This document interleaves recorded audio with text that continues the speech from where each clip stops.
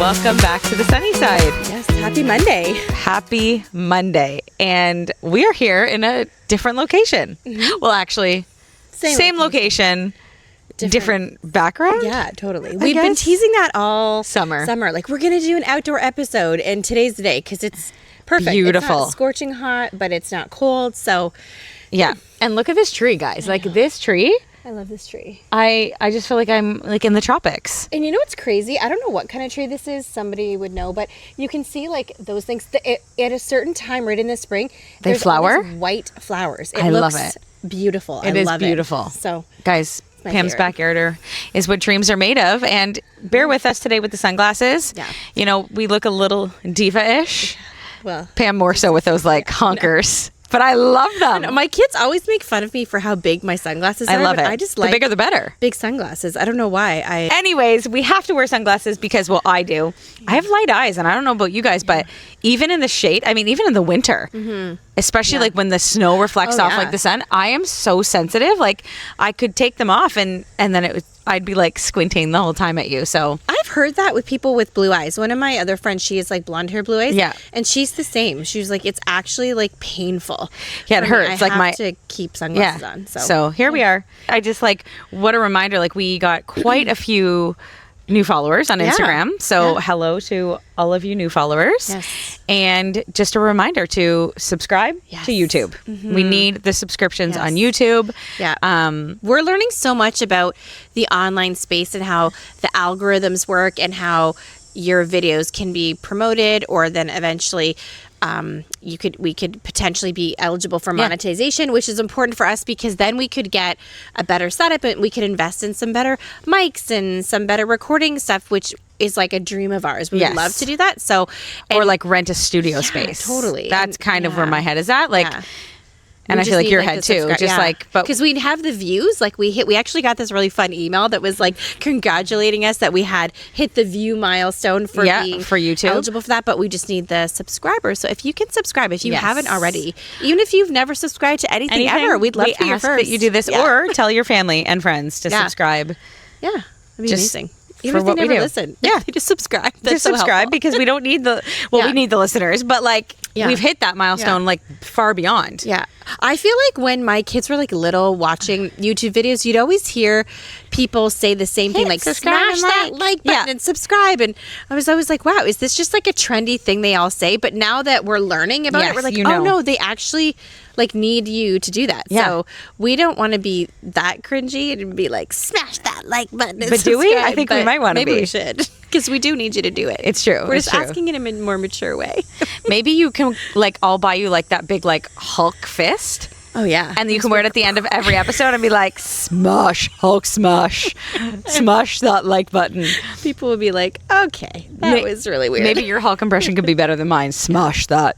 I'll let you do that. Oh. You can wear the glove and do it. Listen, I can do it. But anyways, guys, we're excited. We're excited to be back here today.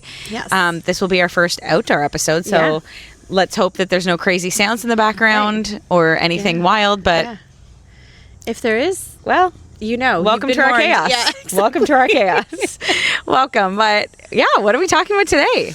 Well, a topic that had come up that we thought would be good to discuss on here. And thank you, by the way, to all the people that are like, you should talk about this or what about that? We do take that, take notes of that, and we do often use that as content. So something that we are talking about is how, specifically in divorce relationships, how tricky navigating those relationships through different seasons can be. How oftentimes we were saying like people think the divorce, like getting divorced is the end of something. Yeah.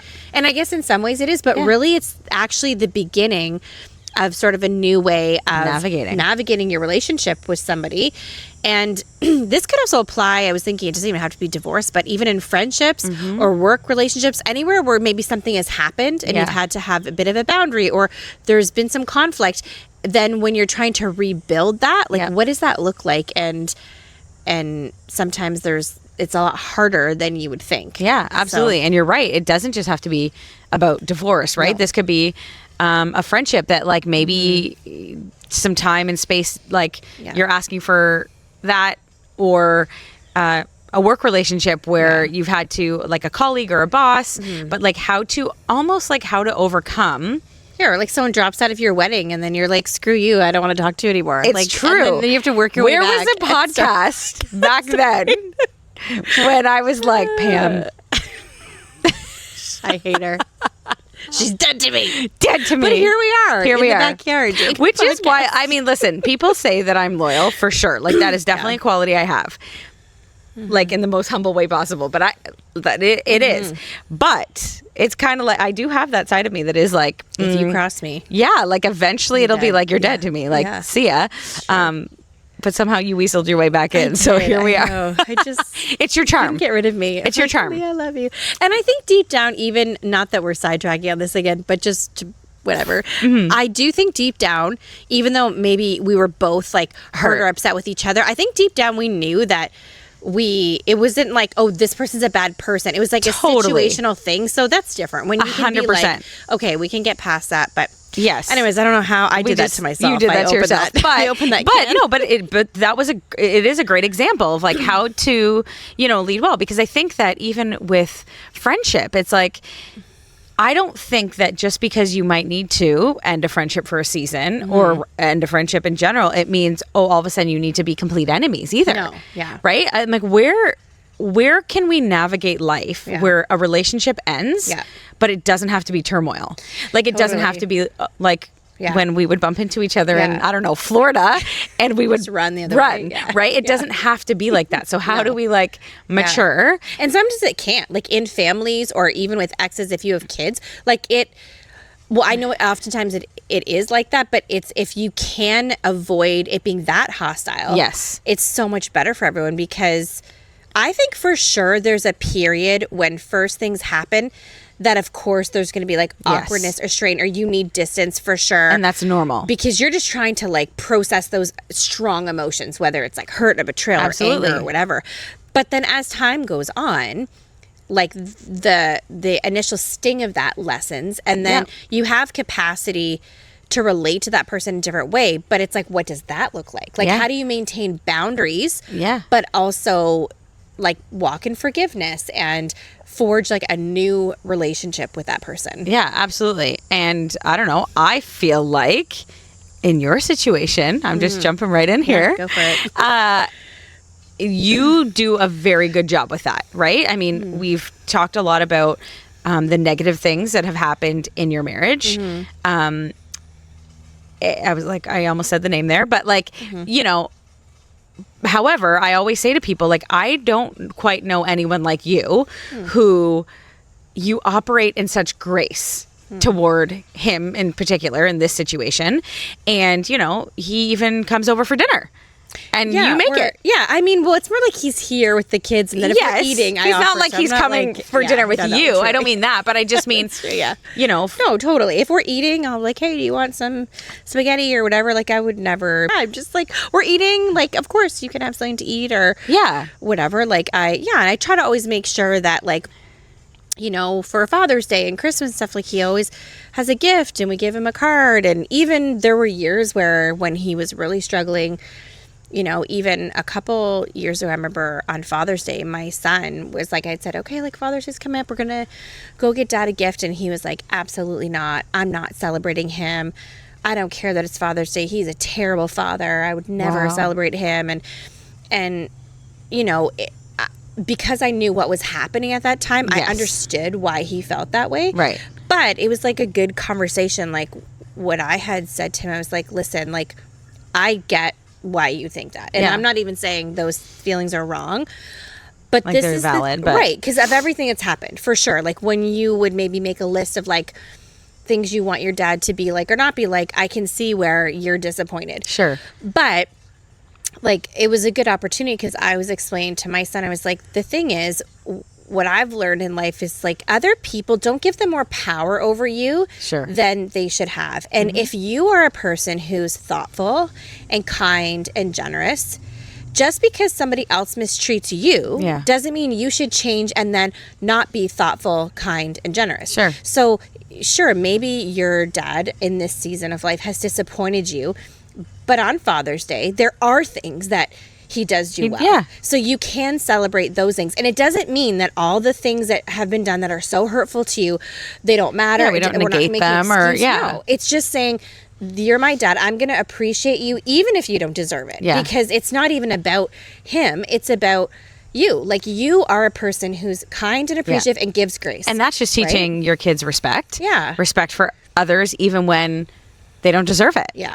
Right? Because we want to raise our children to be respectful. Yeah. And so I think that's a great thing. And you've always done that well. And I know that, like, it's not always like that. Now, would you consider, because I'm maybe as we're talking here, I'm just thinking of different Instagram reels I've seen or different podcasts I've seen where they talk a lot about high conflict divorces. Yeah. And I know that there's definitely probably some parts in there for you. So would you consider you and your ex to have been high conflict, are high conflict? Was there a time that you were a high conflict? And how did you navigate through that? Oh, that's a good question. I mean, I feel like for us, it's been like all over the place. Sure. Obviously, while we were married, it was super high conflict. There's been a lot of periods where, even in our separation and divorce, it was very high conflict. Yeah. So I think that the thing that helped me was, especially like when I bought the house that we're in now, like my own house that he'd never lived in. It was never attached to those like family memories. Yeah. That was one. And then my counselor at the time was really good with teaching me boundaries, because that's something, anyone who knows me, I've chronically been horrific with boundaries. Yeah. I feel like, you know, it's good, like if you're good at being forgiving or giving grace is good, but the negative to that is oftentimes, for me at least, I lacked boundaries. Like, I would just continually You would just jump back in. Right. And it just feel bad to not be like, well, I should give someone a second chance and a 50th chance and whatever. But so she was saying to me, like, in your home, these are the boundaries. And with the sort of personality she thought he had, she was just like, there's no discussion, there's no conversation. You stay calm and you just say, no, like, this conversation's not happening, this, and then you don't have the conversation, you don't text. If behavior's happening in the home, you have to leave. And so I feel like when I first tried those boundaries, it was awful, because I think he wasn't used to it. Right. It just made him more enraged, and he would lash out more, and, you know, all the names, and I'm this difficult, mean, horrible person. But I think in time, with doing it consistently, and my responsibility was to keep myself very calm, neutral, right? Not getting into yelling back or anything like that. And then for our situation, that seems to have worked. Like, because a complication we had was, initially the kids would go to where he was living, which was our old family home together. Yeah. But just because I think at that time he was struggling with just being healthy. So there was a lot of things that happened to the point where the kids would like refuse to be at his house. They didn't even want to be in public alone with him. They really were like, the only way we would feel comfortable seeing him is if he came to our house. Right. Which I had some reservations about that, because I was like, no, this is my safe place. And I don't want to bring that into this home. Right. But then also I was like, the kids need to see him. They need to see him. And this is where they feel comfortable. So, and they wanted me to be here too. So like almost to like supervise which I was like, oh gosh. So the potential for conflict was like high. Right. And I will give him props. Like, he agreed to that, right? Which not everybody would. Some people would be like, I don't care what the kids want, they're whatever. But he was like, okay, if that's what they're comfortable with, they don't.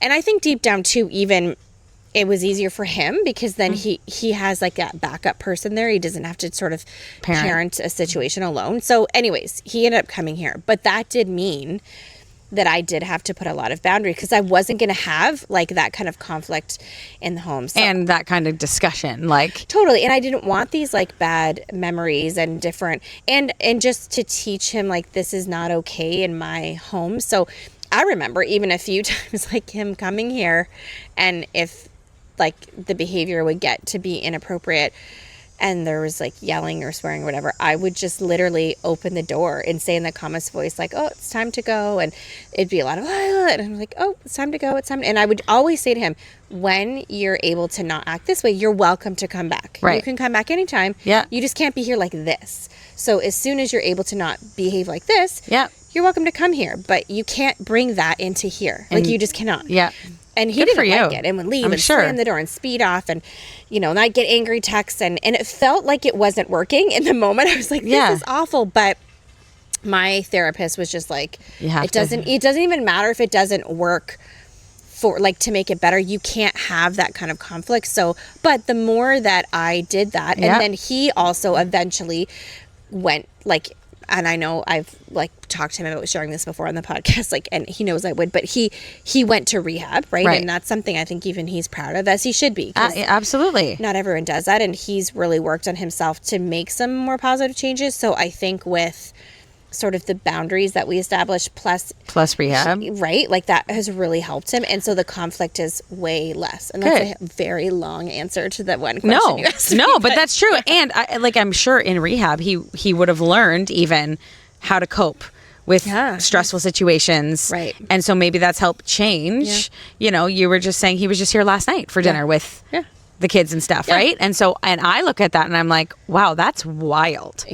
Because it's not often like that. And I know that, like, you see these things online. I think we've probably touched on this in one of the episodes, where it's all over YouTube or Instagram or Facebook, where it's like mom, stepmom, dad, stepdad, they're all standing with like jerseys on at like the kids' baseball game. And to me, I'm like, that is so rare. Yeah, for sure. All be getting along with like each other's partners and different things. I think, number one, that would all depend on the way that you get divorced. 100%. What that looks like. Yeah. I mean, in an ideal world, should everyone get along? Absolutely. Because I just even believe as Christians, that's what we're called to be like. Yeah. But I still think in a divorce situation, depending on the reasoning for the divorce, what happened in the marriage, there still needs to be some boundaries set, right? Yeah. But in your situation, you can at least get along for the kids. Yeah. And I think your situation's a little unique right now, at least, because you're single. You're not with anyone. Yeah. I don't believe he's with anyone right now. Maybe not. Yeah, I'm not sure. Who knows? Yeah. But there's not like a remarriage yet, is what I'm saying. Like, no one's remarried. Right. Yes. So, like, I thought you meant to each other for a second. I was like, what? You're like, what is happening? You're like, where is she going? You mean like neither of us are remarried? Okay. Yeah. Yes, neither of you had remarried. Could you imagine we just turned this into a remarriage wedding here? That would be a no. There's being cordial, and then there's that leap. No, you're like, we're not doing that. No, I meant like, you're not remarried. Right. He is not remarried. Right. So I think maybe that helps in situations where you bring, like, you can all like sit together, because there's not that awkward, like, who is this person in your life? Totally. And I wonder if that would change. Like, I don't know. Yeah, I've thought that, because I don't think he'll stay single forever, because he's a very, like, he's not someone who likes to be alone. I think he would even say that. So I don't think he will stay single. So I know that is probably coming, like someone else. Yeah. And I've thought about that. Like, what will that look like? For me, I think as long as the person is stable and like kind, I think I personally, for me, I will be able to be fine. It would just be if the person was dysfunctional and brings like chaos and drama, that would be frustrating, right? Yes. Where you're gonna have to put those boundaries back up. But and I think it would depend on, because you haven't had to have your kids involved with that other woman. Totally. And what would that look like? Would that bring a different set of like dynamic for you to like adjust to? Yeah. Oh. Yeah. But that's true. Like, we have a very unusual situation because like my kids have never been to, the only home that they were in with him was when we first got divorced, which was our family home that he was living in. So it was like their old home. The last 3 houses he's lived in, my kids have never even been there. They didn't even know what street he lived on. Like, it was very much like they would only see him and very infrequently for a while when he was really sick there for a bit. They would only see him here. and for a very short time, like in a supervised. So we didn't, like, I don't have to do the back and forth. My kids don't have to go there on the weekends. They've literally never done that. They've just only primarily lived with me full time.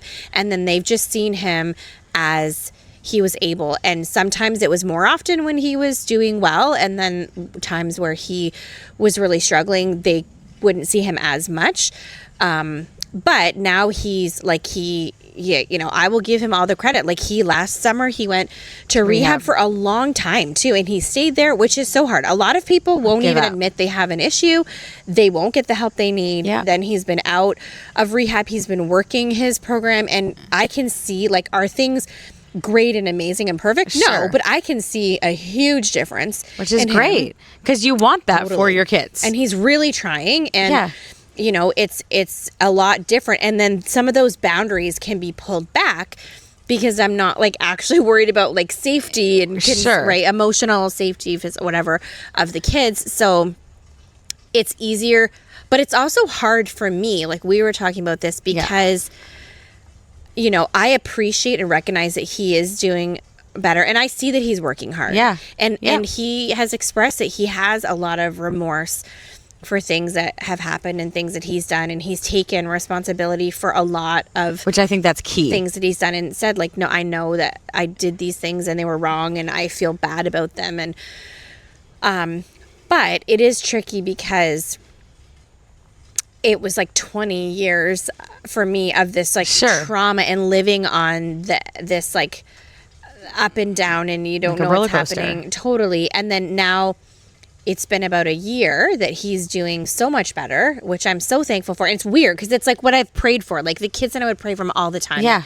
He would get better and get well and whatever. And then, and now it's like, he's doing better. Sure. But it's so hard. It is so hard to just, like, trust it maybe, or I don't know what it is. It's like, I was gonna say, what's hard about it? Is it that you're like, okay, he's gonna fall off the bandwagon again? Is it hard to see him better finally after all these years that you, like, prayed and hoped for it, but yet you're not together? So, like, you're like, why couldn't you do this for us and for our family? What would be the hard part? And maybe that's hard to even articulate. No, it is. It is a very complicated. It's maybe a lot of the things, like, he did, and I will say, give him credit, like, through our marriage, he did try. Like, there were times where he went to other types of, like, therapies or rehabs, and then he would do better.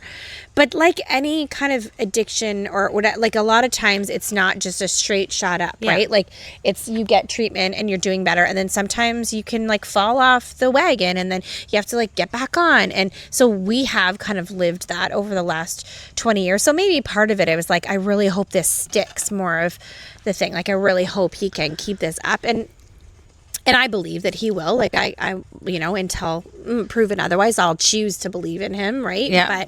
But, I do think that it's just like, you have anyone, I think, who's experienced, like, trauma, those memories are just there, and you can't help it. So, like, when he does come by to see the kids, and if he does stay for dinner, it isn't like this happy, like, it's like, that's fine. Like, I can choose, like, very much, I feel like I'm choosing to extend that to him. Grace. And that opportunity to sit at the table with his children and have a meal, and then they can talk about their school day.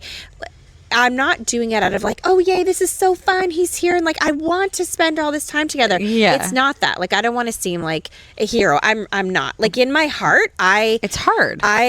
Would I rather he maybe just, like, goes home? Probably. Some of the times, like, hey, we're good. Like, you were here, we're done, bye. Yeah. But if I'm honest, that maybe would be my preference. But I can see how, for him, for the kids, it would be a nice opportunity for him to have a moment where there's so many bad memories, especially for the kids, like, between their relationship, if we can start to cultivate something. Right. Like, this was a good encounter, and this was, like, a nice, happy meal together where they shared and there were some laughs, and then he goes. Like, if I can give them the opportunity for both of them to build those positive things, I want to, but it's not like maybe in what you were saying, you've seen like on Instagram, this happy, it's for me, at least, it's not like that. Like I'm very much choosing to do it against my will, but hopefully not, it doesn't come across that way. Hopefully I try to make it seem like, no, this is great. But in my heart, it's hard because I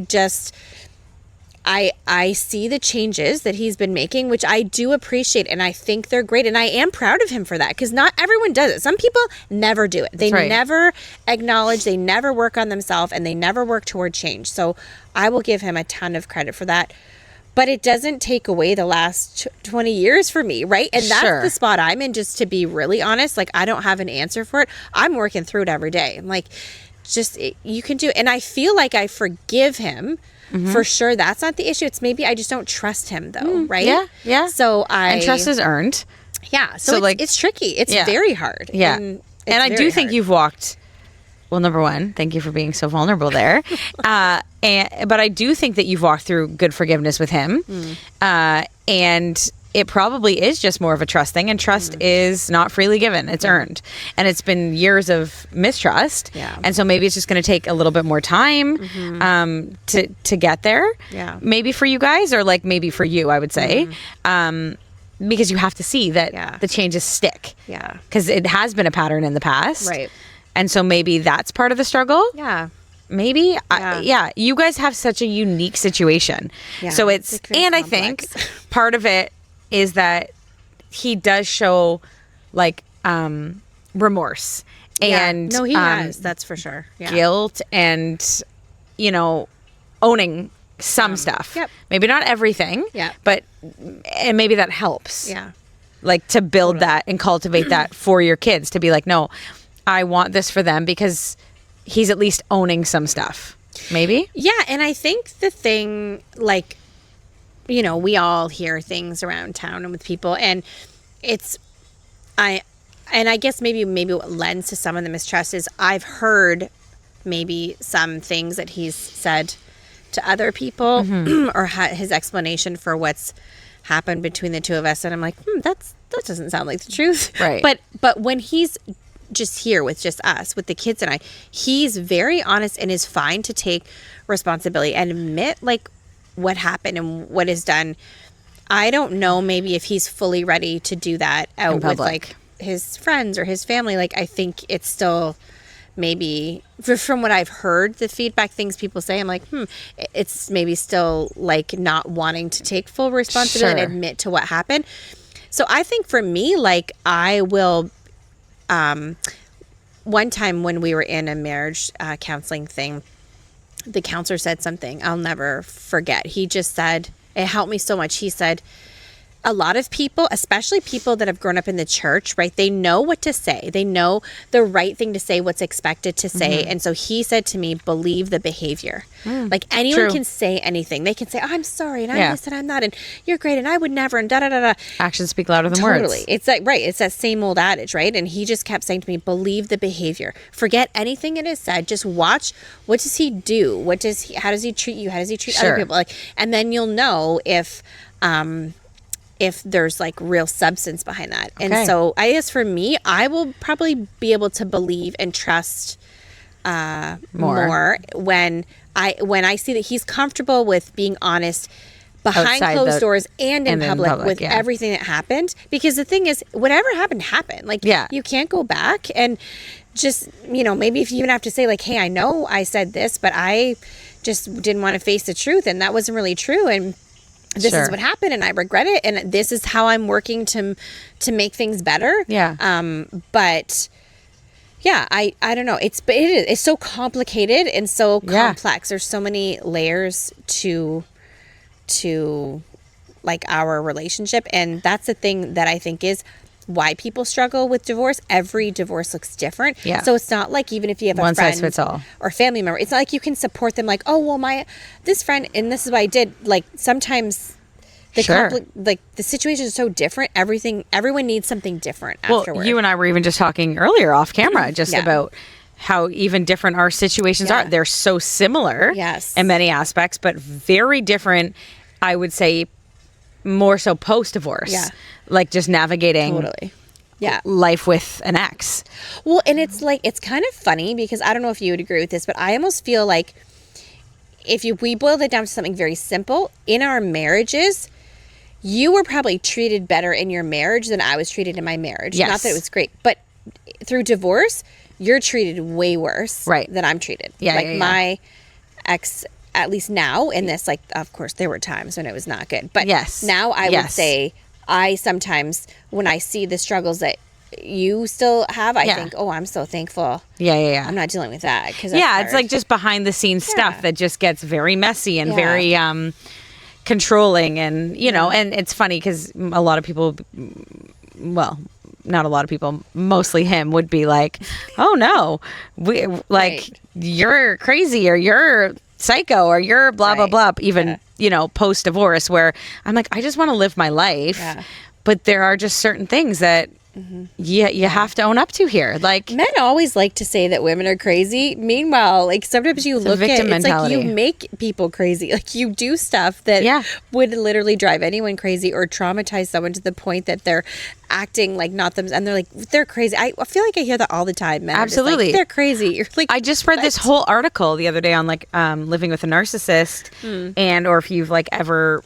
Probably shows up on my feed from all the conversations we have here. And it showed up, and because I'm also helping a friend go through like a terrible divorce right now, and he's for sure narcissistic at its finest. But it was just saying that like a lot of narcissists will almost corner you up against a wall, and then they're mad that you reacted. Yes. But it's called like, what was it called? Like reactive something. Yes. Where like you're only reacting to their behavior. Yeah. Right? And so I think it can probably often happen in post-divorce. I'm going to sneeze. Hang on. Oh, frig. Oh, this is going to be great content. You're like, oh, it's gone. Oh, yeah. It's gone. Wow. You're good. You missed it. Wow. Anyways. Like I just think, it's a very complicated situation. And I think a lot in my story, because there's never been that ownership. It's just been like denial. Right. And so that makes it really difficult to work with somebody, for starters, and just like little comments here and there, right? It gets complicated when I think there's no ownership or no, you know, I'm sorry for what I've done, or like, you know, I was in a bad place, forgive me, or whatever. But it's the post-divorce stuff that's like, okay, but like, why do you have to be like that? Like, it's not just like, oh, well, I pay child support and I give you what you need or whatever. It's like, great, like, thanks for the child support, but like, life is so, be kind and be, life is so much more than that. Like, totally. You know, I am a firm believer that I'm like, okay, it's been a lot of years. Yeah, you've both moved on. If we can't sit together at a baseball game or something, I'm like, that's on you. Yeah. That's 100%. like, I can do it, no problem. Guess what? I can even do it with her sitting there. Yeah. Do I want to? No chance. Yeah. Will I do it for my kids because I think it's the right thing? Exactly. Absolutely. Yep. But like when you're just constantly living in this, that's awkward for me. Like, I'm not doing that. I'm like, I don't know, like, grow a pair. Like, well, and it's you wanted this life. That's how you got to where you are in the first place, is that mentality of like, this doesn't feel good for me. This doesn't work for me. Yeah. I'm not able to put my kids and my family above my own personal comfort. It was like that thing we were talking about this, like, on this Carl Lenz podcast. Yes. That time where he was saying to his therapist, like, I love my kids so much. I would do anything for my kids. I would die for my kids. I love my kids. I would do anything for them. And she said to him, don't stop saying that, because you don't love your kids. And he like said he freaked out and was like, how dare you say that? And had yes, I some do. choice words. Yeah. Yeah, and she said to him, no, because you say you would die for your kids, but you don't live the way they need you to live. You don't live for them. You're not an honorable father. You're not treating their mom well. You're not faithful. You're not honest in the family. You don't have integrity. So you can't say that you love your kids more than anything. You don't love them more than yourself. Yeah. You love yourself the most because you put yourself first over and over. Yeah. And I think sometimes you see those... like, you see those same traits even post-divorce, where you're like, well, we got divorced because you put your needs first and your wants first, even though it damaged the family and traumatized your children and whatever. And then post-divorce, it's like, if you're like that, like, well, I'm uncomfortable seeing you, or I'm uncomfortable at a pickup, or I'm uncomfortable sitting next to you at this function. Oh, well. You know, even if the other party's willing, it's like, well, that's kind of on you because you're, again, still putting yourself first. Yeah. Right? And in a situation with like Carl and Laura, like they stayed together. But like, I mean, the number one thing that you could do to show your kids you love them is by respecting their mother, divorced or not. Yeah. Treat her married well. or not. Treat her well. You know, it doesn't matter to me whether you're divorced. That is what you should do. Yeah. And is there times that even now, like, yeah, my kids know that certain things are like triggers. I hate that word. But like there's certain things where like, I don't want to hear about. There are just certain things that now that they're older, sure, I'll be like, hey, that's great, but like whatever, we'll shelf that for now, or whatever it may be.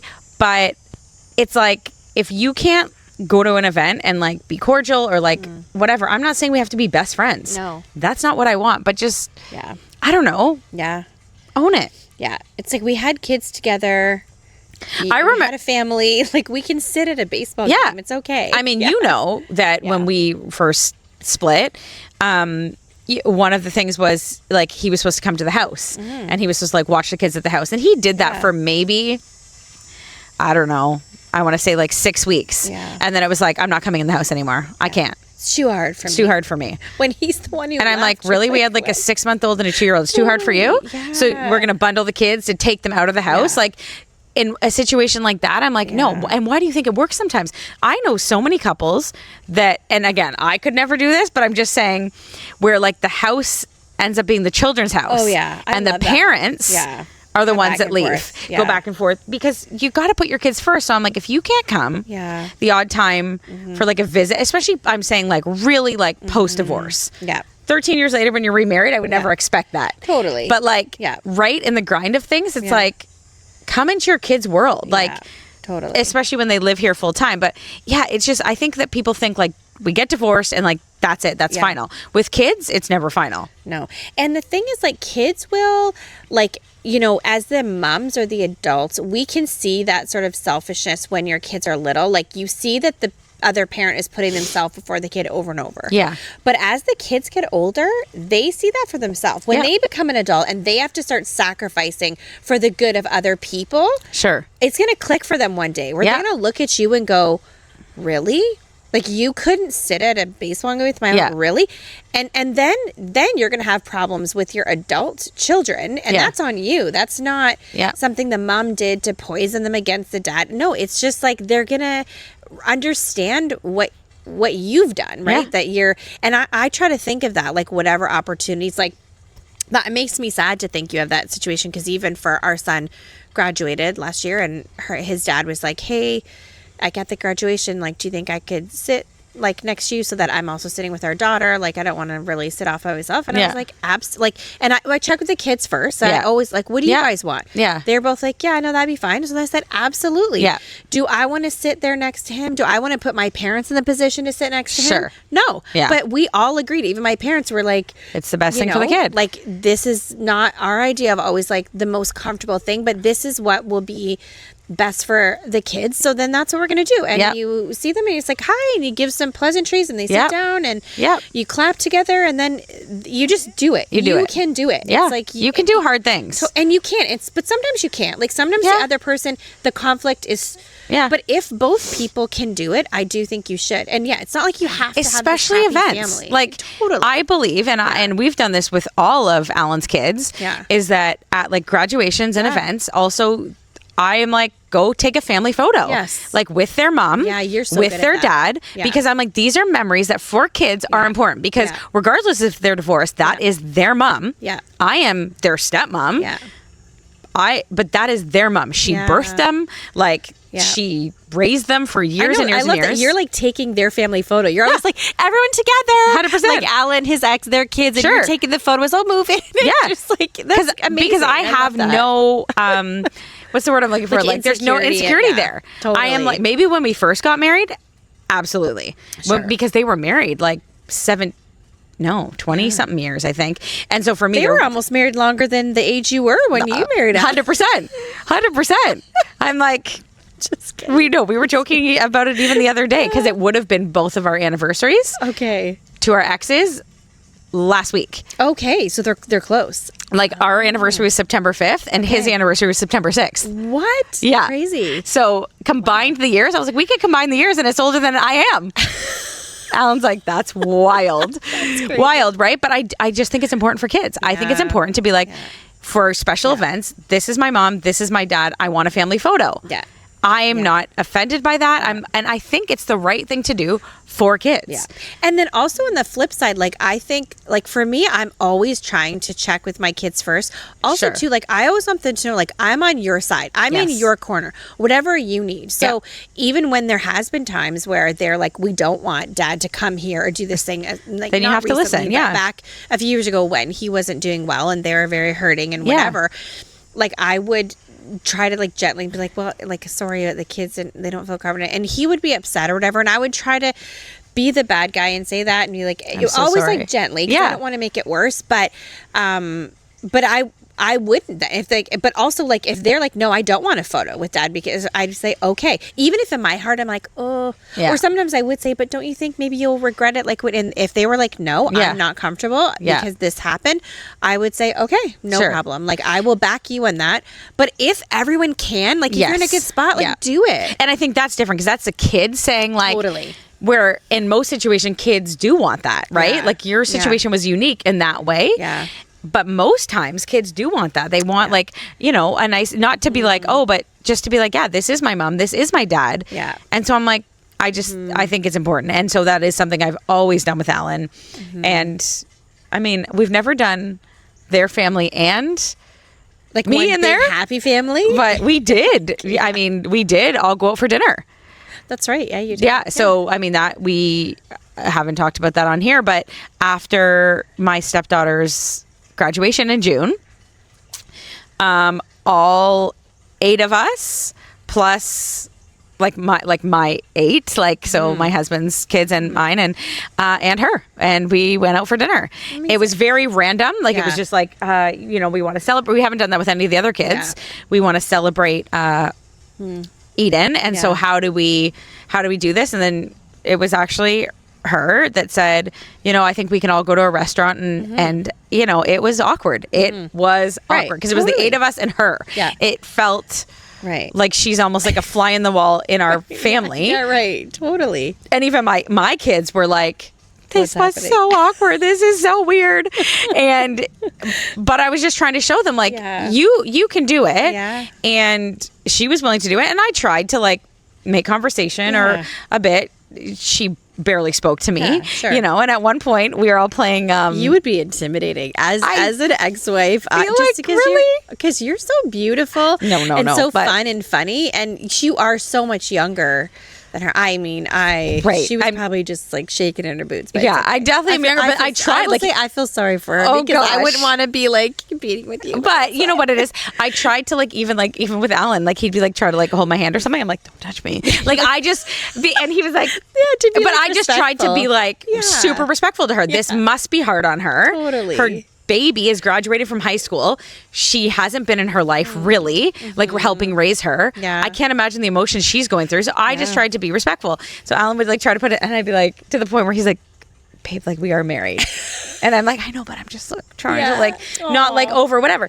And you know, it was fine. And there was a few moments where we were going around the table and we were playing the staring competition, like while we were waiting for food, right? And all of Alan's kids are 18 and above, like to 25. They're adults. Like they're young adults. And so we're all playing, and I'm beating every one of them. Like I'm killing it. You want to have a staring competition with me? I'm killing it. So then, but then one of the kids, his kids, being cheeky, was like, Mom, you and Leah should do it. And she was like, that's okay. I'm just going to sit here and eat my salad. And I was like, yeah, this might be weird. And so, you know, just look into each other's eyes, staring each other down. And so, whatever. Brat. He totally knew what he was doing. And I'm like, stirring the pot. Stinkers. But whatever. We go on, and then like I'm eating, and then like literally all of a sudden, it's like a weird time to like come out and say it, but it's like she just like pops her head up from her salad, and she's like, okay, I'm ready for the staring competition. And I was like, good for her. Here we go. Legitimately. And I was like, oh my gosh. Well, if anyone could make you crack, it probably was her. She probably thought about that for a second. Yeah. It's like, this is my time to shine. 100%. So like you start and you like close your eyes and you're like 1, 2, 3 and you open your eyes. I think we literally lasted 1.2 seconds and we both burst out laughing. How do you do that? How do you literally stare into the eyes and be like, yeah. No, Aww. we both laughed and it was fine and it was funny and it was good. And yeah, it's like that's like a nice moment. Yeah, nice and memory. Yeah, super awkward and all the things. But you know what? All of his kids, my kids still felt like it was really weird, but probably because they don't have that at all on their side. Yeah. And so they're like, what do you mean? But his kids were all very thankful. Like they're like, thank you for doing that for us. Aww. Like, yeah. You know, I think it meant a lot, even in the awkward moments. Yeah. Because kids just want to see their parents getting along. Totally. Regardless of what person's here. And again, I think for her, I'm not the reason why their marriage ended. I came in after they were divorced. Like, in my situation, do I want to sit down? I'd sit down with him. No problem. You want to come and have a dinner? No problem. I'm not sitting across the table from her. Yeah. No chance. Yeah. But there was too much betrayal and she was a good friend. Yeah. Where, you know, in Alan's situation, I came in after. Yeah. She had made her choices. She was already engaged. So like there shouldn't be that like, oh, well, I'm like, it's not like I was the other woman. Okay, so let me ask you this then. I'm just thinking about this. Oh, yeah. Say, I know it's hard to know what you would have done, but Sure. just say with your ex-best friend who's now married to your ex-husband. Yeah, that's complicated. If she had at some point over the years come to you and was just like, Leah, I'm so sorry. That must have been really hard. I know it is what it is now, but I should never have done it. I betrayed you. Da-da-da. Not that you have to be like best friends again or anything, Sure. but do you feel like maybe over the time, if there had been some acknowledgement and just an apology to be like, yeah, like now that I think back, like that was a really crappy thing to do and that was probably awful. And like, do you think maybe you could have got to the point where you'd be like, yeah, I could sit down with a meal with you, but because there's been no sort of humility and acknowledgement on that part, it's kind of stunts the healing process or do you feel like no matter what, you would have never been able to sit with her? I mean, that's a very complicated and loaded question. And I know it's kind of unfair to be like, what would you have done? No. Sure. I think, you know, like I said, you were there. The only time we actually had that conversation. Yeah. You were sitting there on speakerphone. Yeah. And it was still very much like denial. And it was like, I just wasn't in a good spot, blah, blah, blah, blah, blah. And I think even years later, when we had a conversation shortly around when this podcast came out, her and I didn't have a conversation, but she had finally admitted to the kids, yes, your dad and I were texting while your mom and dad were married, and it was yucky of me. But like still there was like no ownership of really the depths of what happened. And I think to answer that, I think it's complicated because I think if he would have moved on with somebody else years down the road, things would look so different. Totally. But because for me, it's not even about the betrayal. Really, like that is almost easy to get over. I know that sounds wild. No, I know what you but mean. it's that like you don't go on, and I've said it in different episodes, you don't go on to date or marry your best friend's husband. It would be like me going on to like marry Dan. Yeah. Even though like let's say there wasn't even an affair. Yeah. But I went on to marry Dan. Yeah. And we had such a good relationship, like best friends. Like you just, I would never go on to marry Dan because that's like, girl code, right? Like so, totally. So that's where I think it gets complicated. Is like, again, I see her at events and it's cordial. Yeah. But I'm not choosing to sit at a table after you've chosen to live the life you've lived. Right. And there's been no honesty. I feel like honesty goes such a long way. Like, if there was some honesty about what actually happened, but the sort of downplaying of it and pretending, that's just sort of re-wounds you every time. Where you're like, really? Are we still going to, after all these years? And so I don't know how you actually, like, even like walk in, like, I'm really sorry for what I've done. I've whatever. Because then I'm like, but then you would end up splitting up because you would know that everything was based on a like I don't know that's a hard one. That does make a foundation that can never be firm, because I remember actually when my ex-husband first left to be with the woman, and I think they ended up getting engaged even, but they never married, but at least got that serious. Yeah. That he had been like cheating with, Yes. like, because he was telling us that he was in rehab and trying to get better, but was seeing her, whatever. Yes.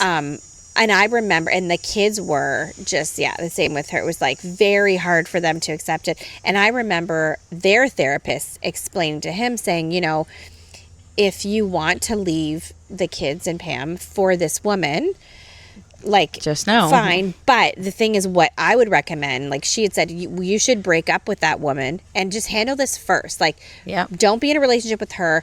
If you don't want to be in your family, that's fine. Like, get the divorce, whatever. But take some time. But like, if you leave your kids for her, your kids will never forget that. They won't be able to get over it. You'll forever damage any relationship they could have with her. Even, and you. Yeah. But if you would just like put things on pause with her, like not be with her, and just clean up, kind of like one step at a time, like close down the family that you currently have, if that's what you want to do, before you jump into something else. And you know, she did try to like set that warning, basically to say that, like, because if you don't, it can never be like that. Hurt and betrayal, like, is always at the root, right? And it doesn't matter if it's been 2 years or 3 years, right? Like, I know in both of our situations, like, it was like years later. Ruined our family. Kids will always think of it like that. Yeah, because it's years later. It'd be like, oh, well, you are the one that, you know, was with the betrayal or whatever. So it complicates it. It does. It just does. Yeah. And I thought that was such good advice when the therapist said that. I was like, oh, I hope he does that, because it does make sense. Then forever you could be like, even if your kids bring it up later, like 10 years later, when they're adults, if they were to say like, you left us for this other woman, he would have been able to be like, no, I didn't. Like, Mom and I both like, were single. I was with nobody. We decided to get a divorce, and then later down the road, I had a relationship with this woman. Instead, it's like when your kids say to you, how could you? You left me for her. Yeah. Well, like, they say 90-something%, like statistic-wise, of like when you're getting divorced, and people say, oh, it's no one else, it 100% is somebody else. Like, in all the women that we've worked with, even in the last almost year of doing this podcast, and people are like, oh, no, like, I'm just leaving you. I'm not leaving. There's nobody else. Always we find out that there was somebody else. Especially for men. Always. Because I don't think that men are great at being alone. And they need that. So I think, and I read this too as a statistic too, that men will stay in maybe an unhealthy relationship or an unhappy relationship for a long time. If it's between staying in an unhappy relationship or being alone, they'll choose to stay. Yeah. But if it's if another woman can tempt them, they will leave that relationship and not try to make it better because they think like the grass is greener. But you're right. Very rarely do men just end a relationship with nobody else. Yeah. It is very uncommon. I have a friend going through it right now, and he's like, oh, well, she was just my friend. She's just my friend. But now we're dating all of a sudden. Yeah. And they're still legally married. Like, sorry, it doesn't work like that. And just like, whatever your religious beliefs are not, like, I don't, like, one step at a time. If you are married, you've got to end that marriage first. Yes. Before you start a new relationship.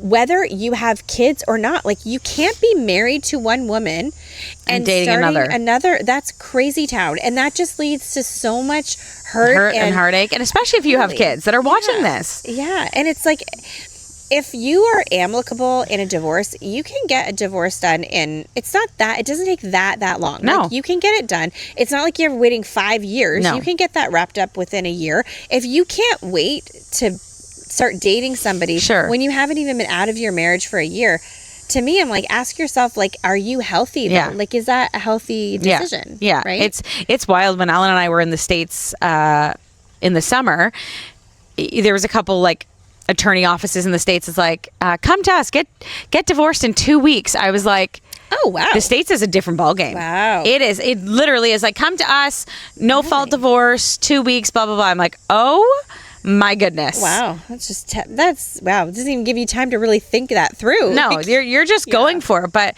no, I mean, I think this is good conversation to have. Just to be like, what does it look like? Because people just think, oh, well, they're divorced. Like, it's fine. Everyone's moved on. Divorced, everyone's moved on. But it's really complicated to work through emotions, especially with your kids, to work through your own emotions. And that's why they say like divorce is often more difficult than death, because you're grieving a human that you were once married to that is completely different. Half the time hates you or wants your demise. And then you're rewounded over and you're over. rewounded, especially with kids involved where you're having to see them. And so it's a difficult process to navigate that I think I just wish maybe more people would understand, or like have empathy to like what that looks like. Or even though, yes, we've been divorced for blah, blah, blah, a certain amount of years, like not just me, I'm just in general. But yet, the divorce itself went through, but my kids are still navigating having to go back and forth. So we're still living within a difficult situation because they're not like a normal home where they get to stay with mom and dad. So yes, it's been years, but for them, they still have to go back and forth. So like a divorce is a lifetime. And I would say well past 18. People think, oh, well, once they turn 18, no chance. Then they get married. Then there's grandchildren involved. It is forever. Yes, so certain aspects will get easy. Certain aspects will get harder. And so it's like really working through that and working with friends or whatever to be like, hey, just because your friend got divorced 10, 13 years ago, 5 years ago, 2 years ago, it doesn't mean like, oh, it's over. No. They have to deal with it forever. And you don't just like, I don't know, there's something weird. Like when you've been married to somebody, and especially when you have kids with them, My back. there is Sorry, guys, like, 1 second. Just do a little crack, Just a little doing a little stretch. stretch here. I'm getting old. I know. I'm going to be 40 in a few weeks. Yeah. Oh, getting old. Sorry. Go It's ahead. like halfway point. I hope you don't lose your spot there. Getting divorced with kids. Oh yeah. Like there is something that like bonds you to that person. And it's not even necessarily that you have feelings of like love to them. It's not that. But there is something about that first marriage where you had your kids. There's something even... They're the father of your kids. Yeah, where you're just like, you don't want to... No matter what they do, or I don't know, maybe this is just me. I just feel like that. I'm like, no matter what's happened, like some awful things have happened. Yeah. But to me, I'm like, I still don't want to see them suffer or to any... Absolutely. Like even the kid, like my ex-husband, he has some like... He wasn't feeling well the other day, and he'd had some like different like, I don't know what you call that. Like, what is it when you... Symptoms? No, like family health things that carry into the generations. What's that called? Like, I don't know. Like Hereditary. Hereditary. Okay. There's like some hereditary things. Like whatever. He's fine. He's healthy. But he was like here seeing the kids, and then he wasn't seeing me. I'm like, are you okay? And I don't feel good. And I'm having a hard time breathing, and like just some alarming things. I was like, oh, like should you go to he was like, no, I'm fine. And but he was like so weak. He's like, I'm so weak. I don't know if I can walk to my car. I'm like, it's literally 10 steps. Like, what? But sometimes like he's dramatic. I didn't know if he's like just being dramatic and joking. And I was like, okay. So then the next day I was like, oh, I hope he's okay. So I text him just to be like, hey, just check in to make sure, because like he's living alone now and whatever, and nothing. And then I think I text him maybe another time, and like nothing. And he's usually pretty good with like getting back with texts. He's not like me where I'm like days go by. Right. Yeah. I'd be dead in a ditch for a week. No one would even. No one would know. They'd be like, oh, Pam's just not responding. That's right, as per usual. Yeah. And I was like, oh, so then I phoned him finally, because then I started getting nervous. I'm like, oh my goodness. What if something happened? What if something, how would anyone ever know? So I phoned him, and then he was just busy. So he's like, yeah. And I was like, okay, just proof of life, like just checking if you're alive. That's it. Okay. Bye, whatever. Hung up the phone. And then one of my kids, I think, was in the kitchen, and they're like, what, why did you like, what you really called daddy? I'm like, well, I like, just because somebody, it's not like you have, it's not out of like, you don't wish him dead. No, but you just like, you still have a concern for someone's well-being, and I can't help it. Like, I don't, it's not out of like, I don't even know how to explain it. It's just not like a deep love and affection. It's just like, I care about your well-being. Totally. And like sometimes I don't. Like sometimes I'm like, fall off a bridge. Right. I don't care. But really deep down, like in your healthy moments, when you're healthy, you just still care about somebody, and you wish them well. Like you don't want to see suffering. You got married because you loved him at one point. Totally. No one gets married to get divorced. So like when you end up like hating your ex, it's like, but you loved each other at one point. Yeah. So of course, there will always be a certain amount of love for that person. Yeah. There just will be. Yeah. No time, no amount of, like, nothing can take that away because you married, especially I find when you do have kids with that person. Because it's a tie. You're tied to them for life. These are our children together. We loved each other enough to create life. Yeah. And so what does that look like? Yeah. Right. And so, yeah, I just think this is a good conversation to have because I think. Yeah, it's not so easy to just be, and I think if you haven't been divorced, or like sometimes people can, like I have people say to me all the time, like, I don't know why you do X, Y, Z, or this is weird, or how come this, and it's like, honestly, I can't even explain it either. I know maybe certain things seem weird or whatever, but it's like what's working for us. Yeah. Today, this is what works and how, like, I feel like I have the capacity to do this and respond in this way, but tomorrow it might be different. Yeah. And you just do your best. Like, you get up every day, you do your best. I think if you can always be, like, putting your kids first, then things are way better. That's number one. Both people can do that. That's when you see those, like, happy encounters. When both people can be like, I'm going to put my own pride to the side, my own hurt, whatever, and just do whatever for the kids. And I've always tried to do that. Am I been perfect at it? No. There have been times where I've thought, that was really selfish what you just did or said. And then you have to like redo it. And I will give like Dan some credit. I do feel like there's a lot of times where he does sort of defer to the kids, and he isn't that dad who's like, I don't care, you're doing this or that. If the kids are uncomfortable and if they're upset, he's always been really good to be like, okay, that's fine, like I understand that, and he'll kind of let them sort of dictate what they're comfortable with. That's good. Even with how much time they spend with him and things like that. So that not everyone will do that. And I will give him tons of credit for that, because that is hard. Right. But, yeah, it's true. Everything's hard to navigate it, and that's like divorce isn't one size fits all. No. Every situation's different. So if you're in this situation going, well, that would be nice, or that would be nice, or it's just so complicated. And it's the same, anything like people that have like estranged family members, like parents or siblings or cousins or whoever, like if somebody's unhealthy and hurtful to you, you do have to find a way to like make the relationship as healthy as it can be. Yes. And that doesn't always mean tons of time and sometimes it's just like, okay, this is all I can do where it still feels healthy. And like outside of that, I can't do more. And sometimes you can bend those boundary walls, and sometimes you have to tighten them back up. Right. And that's okay. Like, and it doesn't mean for what you do today is going to work for tomorrow. Totally. Things can be adjusted. And so I think if we're learning at everything too, and don't be quick to like judge a friend for how they walk their road, because every road is different, 100%. Right? So I think we're learning a lot of different things. Yeah, it is. It's just, I feel like we're learning like humans are complicated. Very. Life is complicated. And like you just said, no one size fits all. Yeah. And really like the name of the game is like grace, like just having grace with each other. Even if you're like, I don't understand why their life looks like that or why they would ever choose that decision, but maybe there's more going on that I don't know, and I'm gonna give grace and just being merciful to like. There's like a song that I've always loved it, and one of the lines is like, mercy triumphs over judgment. And I'm like, it's always something that like sticks in the back of my head. I'm like, be merciful, right? And so that's the sunny side. Focus on the sunny side. Like something I think too, actually Erica, like our guest from 2 weeks ago, she told me this probably a couple of years ago when I first met her. She had said, I think she said on the podcast too, but she was saying, when you have a hard relationship with someone, or there's a lot of disappointment, like there's things that go on that you're like, this is hurtful and disappointing. But if you can just look at what is working, what is good, and like focus on that. And she was saying like that's sort of what she did in her relationship with her mom. And I never forgot that. I was like, that's so smart. And I've had those conversations so much with my kids where when there is like, also there's that fine line, like you don't want to sweep things under the carpet. So if they've come to me and said, I'm so upset or I'm so hurt because this happened with dad or whatever, like I always try to validate it first. Like, wow, that is upsetting. Yeah. For sure. I can see why you're upset. But at the right time, sometimes not even immediately, but when you can, to always steer them to like, but like, isn't it great that dad did this? Even if it's a little thing. Try to find the positive. Totally find the positive. Build that person up as much as you can. Because it's hard for your pride to do that, but it's so good for your kids.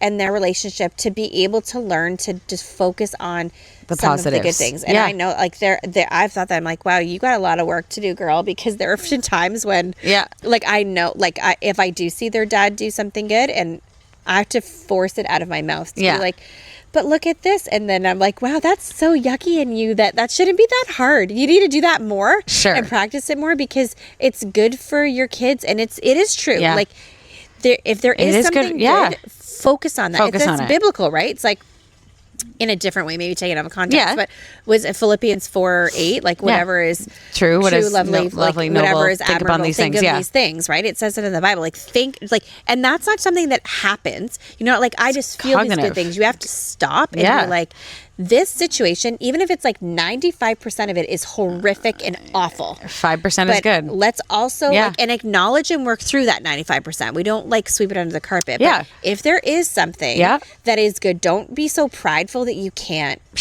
acknowledge it. You know what I mean? And that's how I think we learn as humans. Yeah. Learn to be better. Yeah. Wow. This was a good conversation. It was good.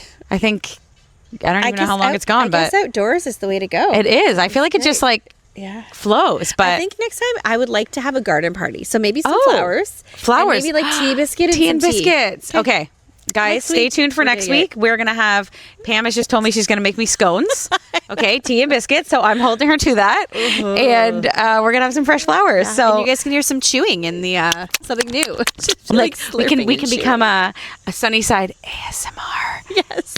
I hate when they do all the friggin' I know, it's like so weird. The clicking. Oh, it drives me nuts. Well, you got the nails for it. I got the nails for it, but it drives me nuts. But guys, thanks for listening. Yes. Tune in for next week for another amazing conversation. Yeah. Have a great sunny week. Bye.